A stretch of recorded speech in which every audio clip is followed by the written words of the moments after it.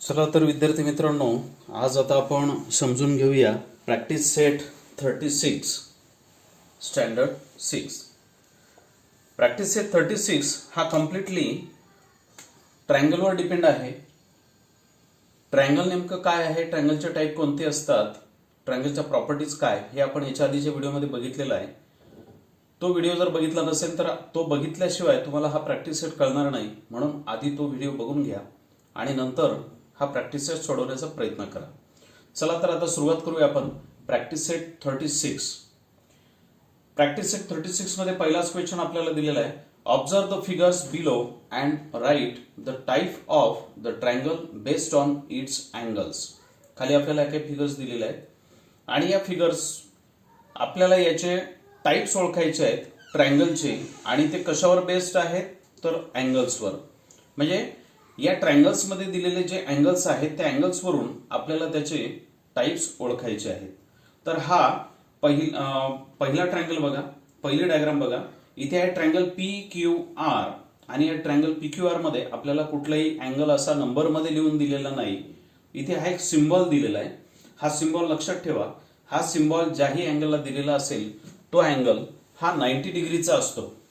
म्हणजेच हा Q angle जो या ठिकाणी आहे PQR, हा जो क्यू अँगल आहे तर हा अँगल 90 डिग्रीचा आहे. मग याच्यावरून आपण म्हणू शकतो की या ट्रायंगल मध्ये एक 90 डिग्रीचा अँगल आहे. मग 90 डिग्रीचा जर अँगल असेल तर मग तो कुठल्या टाईपचा अँगल होईल तर तो ट्रायंगल होईल राईट अँगल ट्रायंगल. आपण याच्या आधी शिकलेलो आहोत की कुठल्याही ट्रायंगल मध्ये जर एखादा अँगल 90 डिग्रीचा असेल तर त्या ट्रायंगलला राईट अँगल ट्रायंगल म्हणतात.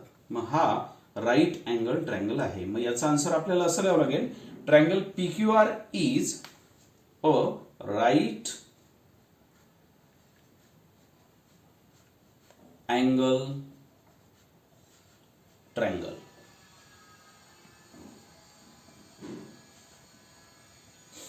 आता दुसरी डायग्राम बघा ट्रायंगलची. तर ही डायग्राम दिलेली आपल्याला ट्रायंगल XYZ हा ट्रायंगल दिलेला आहे आणि या ट्रायंगल मध्ये हा जो Y पॉइंटवरचा जो अँगल आहे तो आहे 125 डिग्रीचा.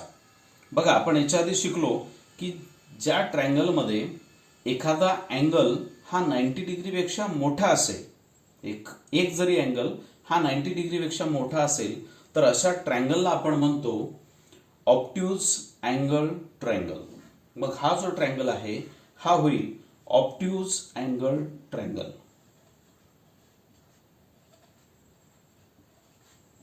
Obtuse angle triangle.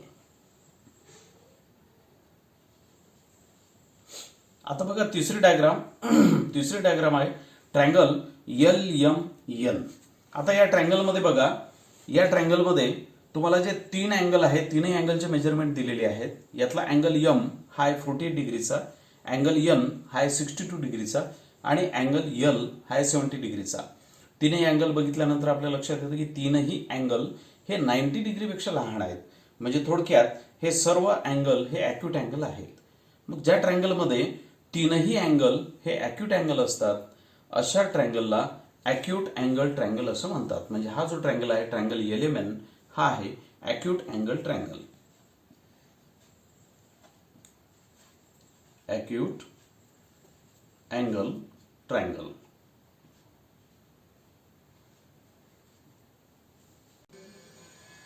आता आपण प्रॅक्टिस सेट 36 मधील क्वेश्चन नंबर 2 समजून घेऊया. बघा क्वेश्चन नंबर 2 मध्ये आपल्याला ह्या तीन डायग्राम दिलेल्या आहेत, तीन फिगर्स दिलेल्या आहेत आणि क्वेश्चन काय म्हटलेला आहे, observe the figures below and write the type of the triangle based on its sides. ट्रायंगलच्या ज्या साइड्स दिलेल्या आहेत, साइड्स बद्दलची जी माहिती दिलेली आहे त्यावरून आपल्याला हे ट्रायंगल कोणत्या टाईपचे आहेत ते आपल्याला ओळखायचे आहेत. आपण आधीच्या व्हिडिओमध्ये बघितलं की साइड्स वरून ट्रायंगलचे 3 प्रकार पडतात. आता त्या प्रकारापैकी कोणता ट्रायंगल हा कोणत्या प्रकारचा आहे हे आपल्याला ओळखायचं आहे. मग इथे बघा हा पहिला ट्रायंगल ABC. या ट्रायंगलमध्ये आपल्याला तीनही साइडवर सारखं मार्किंग केलेलं दिसतंय. म्हणजे याचा अर्थ ह्या तीनही साइड ह्या इक्वल आहेत, सारख्या आहेत. मग ज्या ट्रायंगलमध्ये तीनही साइड सारख्या असतात, इक्वल असतात, अशा ट्रायंगलला आपण काय म्हणतो तर अशा ट्रायंगलला आपण म्हणतो इक्विलॅटरल ट्रायंगल. म्हणजे इथे याचा आन्सर आपल्याला कसं लिहावं लागेल, triangle ABC is a equilateral triangle.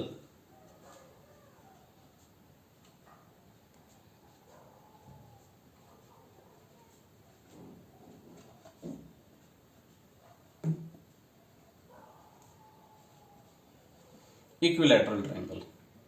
चला दुसरी डायग्राम बघा, दुसरी फिगर बघा ट्रायंगलची. Triangle DEF. आता या ट्रायंगलमध्ये बघा तीनही साईडवर मार्किंग कुठं सारखे दिसत आहेत का? नाही.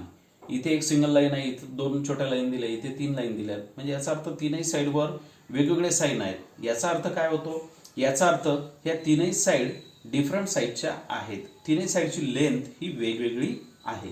कोणतीच पेअर यामधली सारखी नाही. सर्व साईड वेगवेगळ्या आहेत. मग ज्या ट्रायंगलमध्ये सर्व साईड्स वेगवेगळ्या असतात अशा ट्रायंगलला आपण कोणता ट्रायंगल म्हणतो? तर अशा ट्रायंगलला आपण म्हणतो स्केलन ट्रायंगल. म्हणजे triangle DEF is a scalene triangle.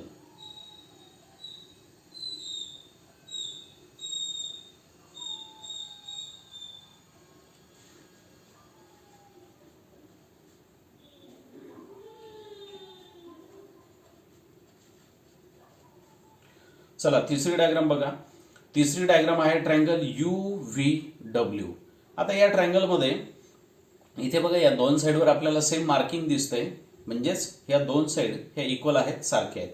मग असा ट्रायंगलला आपण काय म्हणतो? ज्या ट्रायंगलमध्ये दोन साईड इक्वल असतात किंवा कुठले तरी एक पेअर ही इक्वल असते, तर अशा ट्रायंगलला आपण म्हणतो आयसोसिलिस ट्रायंगल. म्हणजे triangle UVW is आयसोसिलिस triangle.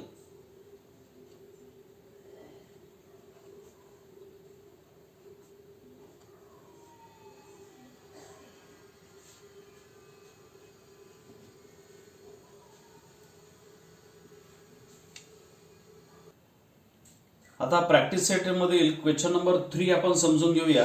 Question number 3 मध्ये तुम्हाला अशा पद्धतीची एक डायग्राम दिलेली आहे आणि इथे बाजूला एक हाऊस दाखवलेला आहे. हे हाऊस आहे अविनाशचं आणि इथे अविनाशची C पॉइंटला अविनाशची शाळा आहे. बघा A पॉइंटला अविनाशचं हाऊस आहे आणि C पॉइंटला अविनाशची शाळा आहे. आणि आपल्याला क्वेश्चन आहे as shown in the figure Avinash is standing near the house.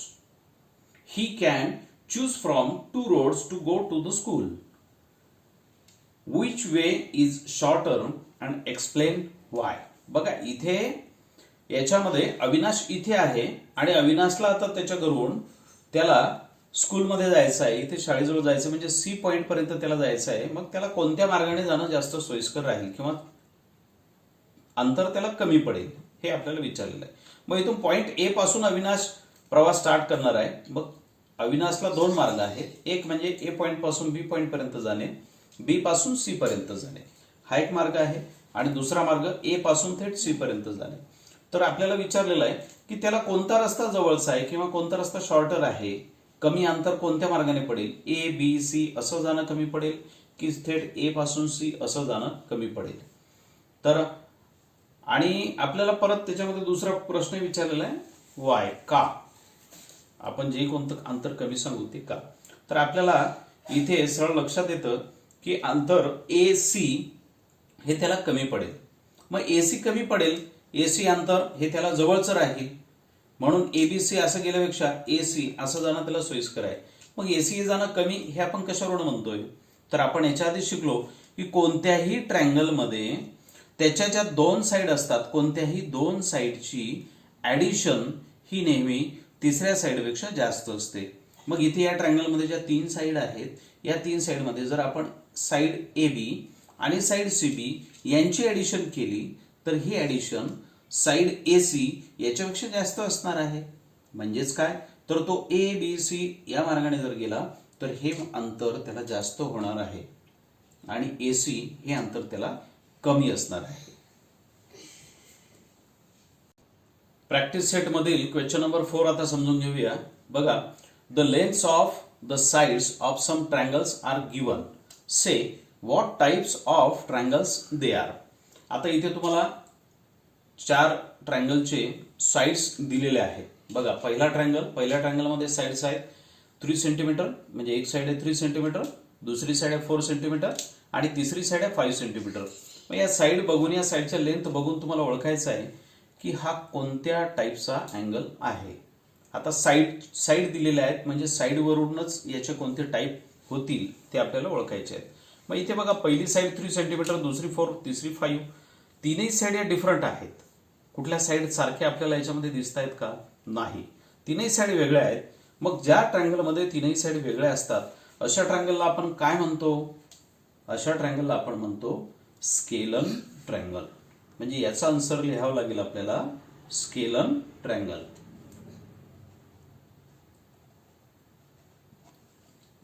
Scalene triangle. आता बघा दुसरा क्वेश्चन. दुसऱ्या क्वेश्चन मध्ये आपल्याला एक साइड सांगितलेली 3.4 सेंटीमीटर, दुसरी साइड सांगितलेली 3.4 सेंटीमीटर आणि तिसरी साइड सांगितलेली 5. मग इथे बघा बरोबर काळजीपूर्वक तुम्ही बघितलं लक्षात येईल 3.4 आणि 3.4 म्हणजे या ट्रायंगल मध्ये दोन साइड ह्या सारख्या आहेत आणि एक साइड वेगळी आहे. ह्या दोन साइड इक्वल आहे. मग अशा ट्रायंगलला आपण काय म्हणतो? ज्या ट्रायंगल मध्ये दोन साइड इक्वल असतात आणि एक साइड मात्र वेगळी असते, तर अशा ट्रायंगलला आपण म्हणतो आयसोसिलीज ट्रायंगल. मग याचा आन्सर आपल्याला लिहावं लागेल आयसोसिलीज.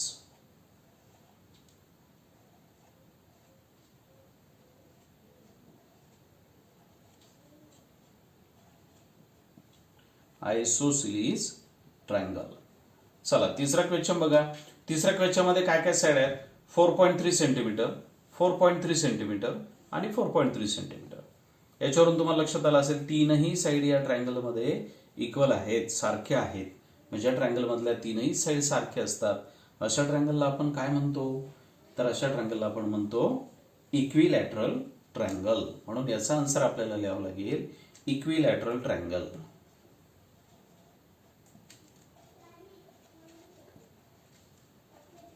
Equilateral triangle. चला चौथा क्वेश्चन बघा. चौथ्या क्वेश्चन मध्ये चौथ्या ट्रायंगल मध्ये 3.7 सेंटीमीटर ही एक साइड आहे, 3.4 सेंटीमीटर आणि दुसरी साइड आहे 4 सेंटीमीटर. काय दिसतंय आपल्याला? आपल्याला तीनही साइड ह्या डिफरंट दिसत आहेत, वेगवेगळ्या दिसत आहेत. म्हणजे ज्या ट्रायंगल मध्ये तीनही साइड वेगळ्या असतात अशा ट्रायंगलला आपण कोणता ट्रायंगल म्हणतो? हे बघा आधीच्याच पहिल्या क्वेश्चन मध्ये आपण लिहिलेलं आहे. इथे सुद्धा तीनही साइड डिफरंट होत्या, अशा ट्रायंगलला आपण स्केलन ट्रायंगल असं म्हणतो. इथे सुद्धा तीनही साइड डिफरंट आहे, म्हणजे हा सुद्धा ट्रायंगल आहे स्केलन ट्रायंगल.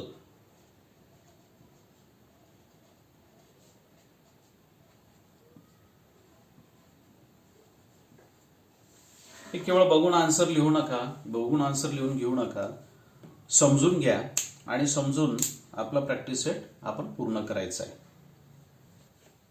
बघा प्रॅक्टिस सेट 36 मधला क्वेश्चन नंबर 5. या क्वेश्चन मध्ये आपल्याला काही एक्झाम्पल्स दिलेले आहेत, 6 एक्झाम्पल दिलेले आहेत आणि इथं आपल्याला विचारलेलं काय बघा. The lengths of 3 segments are given for constructing a triangle. Say whether a triangle with this sides can be drawn. Give the reasons for your answer. थोडक्यात तुम्हाला इथे असं विचारलेलं आहे की हे जे मेजरमेंट्स इथं दिलेले आहेत तर ही मेजरमेंट्स साइडची आहेत. म्हणजे हा एक पहिला ट्रायंगल आहे की ज्याच्यामध्ये एक साइड 17 सेंटीमीटर आहे, दुसरी साइड 7 सेंटीमीटर आहे, तिसरी साइड 8 सेंटीमीटर आहे. अशा त्या ट्रायंगलच्या ह्या 3 साइड आहेत. आणि ह्या जर 3 साइड असतील तर या 3 साइड घेऊन तो ट्रायंगल काढणे पॉसिबल आहे का? ती डायग्राम किंवा ती फिगर काढणे पॉसिबल आहे का? शक्य आहे का? Can be drawn or cannot be drawn. तर इथे आता हे कसं ओळखता येईल? तर आपण एक प्रॉपर्टी आपण ट्रायंगलची शिकलेलो आहोत याच्या आधीच्या व्हिडिओमध्ये की ट्रायंगल मधल्या कोणत्याही दोन साइडची ऍडिशन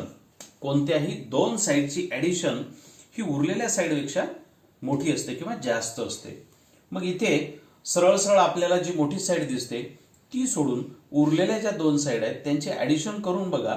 ती ऍडिशन जर आपण केली आणि ती जर तिसऱ्या साइडपेक्षा मोठी येत असेल तरच तिथे ट्रायंगल पॉसिबल आहे, अन्यथा ट्रायंगल पॉसिबल नाही. तर इथे बघा इथे मोठी साइड आहे, सगळ्यात मोठी साइड दिसते आपल्याला 17 सेंटीमीटर. उरलेल्या ज्या दोन साइड आहेत एक आहे 7 सेंटीमीटर आणि एक आहे 8 सेंटीमीटर. तर मोठी साइड सोडून उरलेल्या ज्या दोन साइड आहे यांची ऍडिशन करून बघा. ही ऍडिशन या तिसऱ्या साइडपेक्षा मोठी यायला हवी. मग इथे 7 + 8 जर आपण केलं, 7 + 8 जर आपण केलं तर दोघांची ऍडिशन काय होईल? 15. या दोघांची ऍडिशन होत आहे 15 आणि आपल्याला थर्ड साइड दिलेली आहे 17. बघा या दोन साइडची ऍडिशन करून सुद्धा ती ऍडिशन ही तिसऱ्या साइडपेक्षा लहान आहे. म्हणजे तिसरी साइड मोठी आहे तरी सुद्धा या दोघांची ऍडिशन होऊन सुद्धा मग ही ट्रायंगलची प्रॉपर्टी कंप्लीट इथे होत नाही. याचा अर्थ या मेजरमेंट्स पासून ट्रायंगल तयार होऊ शकत नाही. मग याचा आन्सर लिहिताना आपल्याला असं लिहायचं आहे triangle cannot be possible, cannot be drawn. Simple. ठीक आहे. आता सेकंड बघा. सेकंड एक्झाम्पल मध्ये बघा 7 सेंटीमीटर, 24 सेंटीमीटर आणि 25 सेंटीमीटर. मोठी साईड कोणती आहे? 25 सेंटीमीटर. मग उरलेल्या ज्या दोन साईड आहेत या दोन साईडची ऍडिशन करा. ही ऍडिशन या साईडपेक्षा जर मोठी येत असेल तर इथे ट्रायंगल पॉसिबल आहे, अन्यथा ट्रायंगल तयार होऊ शकत नाही. मग दोघांची जर ऍडिशन केली आपण 24 प्लस 7 तर किती होईल? ती होईल 31. मग 31 ही ऍडिशन 25 पेक्षा मोठी आहे, म्हणजेच इथे ट्रायंगल तयार होऊ शकतो. मग इथे आन्सर काय लिहायचं आपल्याला? Triangle can be drawn. आता याप्रमाणे पुढे तुम्हाला आन्सर लिहायचे आहेत. मग इथे तुम्ही आन्सर कसं शोधाल? मोठी साईड बघा कोणती आहे? 16 सेंटीमीटर. उरलेल्या ज्या दोन साईड आहे या दोघांची ऍडिशन करा. 9 प्लस 6 किती होतात? 15. या दोघांची ऍडिशन येते 15. आता 15 या दोघांची ऍडिशन केली तरी सुद्धा ती या साईडपेक्षा लहान आहे. मग इथे ट्रायंगलची ही प्रॉपर्टी ह्या साईड किंवा हे मेजरमेंट पूर्ण करत नाही, म्हणजे इथे ट्रायंगल पॉसिबल नाही. या साईडचा ट्रायंगल पूर्ण होऊ शकत नाही. इथे बघा एक साईड आहे 8.4 सेंटीमीटर, दुसरी आहे 16.4 सेंटीमीटर, तिसरी आहे 4.9 सेंटीमीटर. मोठी साईड कोणती आहे? 16.4 सेंटीमीटर. मग उरलेल्या ज्या दोन साईड आहेत 8.4 आणि 4.9 या दोघांची ऍडिशन करा. तर काय होईल ऍडिशन? बघा 8.4 प्लस 4.9 ऍडिशन करतोय मी. 9 प्लस 4 किती होणार? 13. 1 is carry. Now take here point. Point खाली आपण पॉइंट घेत असतो. 13 1 कॅरी केला. काय होईल addition? 8 plus 1 is 9 plus 4 13. So 13.3. बघा 13.3 ही दोन साईडची ऍडिशन आणि उरलेली साईड 16.4. कोणती ऍडिशन कोणता नंबर मोठा आहे? तर थर्ड साईड मोठी आहे. साईड आपल्याला मोठी यायला नको. कोणत्याही दोन साईडची ऍडिशन ही त्या साईडपेक्षा मोठी असायला पाहिजे. मग इथे सुद्धा ट्रायंगल पॉसिबल नाही. पुढे बघा 15 सेंटीमीटर, 20 सेंटीमीटर आणि 25 सेंटीमीटर. मोठी साईड कोणती आहे? 25 सेंटीमीटर. मग उरलेल्या ज्या साईड आहेत दोन त्यांची ऍडिशन करून बघा ही या साईडपेक्षा जास्त येते की कमी. या दोघांची जर ऍडिशन केली तर 20 प्लस 15 किती होतील? 35. मग 35 हे 25 पेक्षा ग्रेटर आहेत, जास्त आहेत, म्हणजेच याचा अर्थ इथे ट्रायंगल पॉसिबल आहे. दोन इथे ट्रायंगलची कंडिशन किंवा ट्रायंगलची प्रॉपर्टी सॅटिस्फाय होते, म्हणून इथे ट्रायंगल तयार होऊ शकतो. नंबर 6 बघा. इथे पहिली साईड आहे 12 सेंटीमीटर, दुसरी आहे 12 सेंटीमीटर आणि तिसरी आहे 16. मोठी साईड आहे 16 सेंटीमीटर. उरलेल्या दोन साईडची ऍडिशन करून बघा. 12 plus 12 is 24. 24 is greater than 16.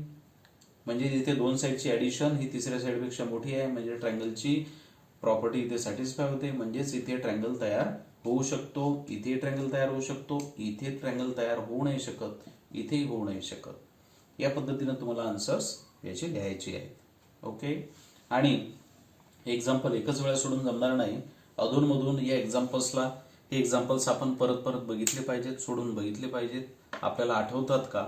आठवत नसतील तर पुन्हा एक वेळा हा व्हिडिओ बघा आणि या प्रॅक्टिस सेटची तयारी करा.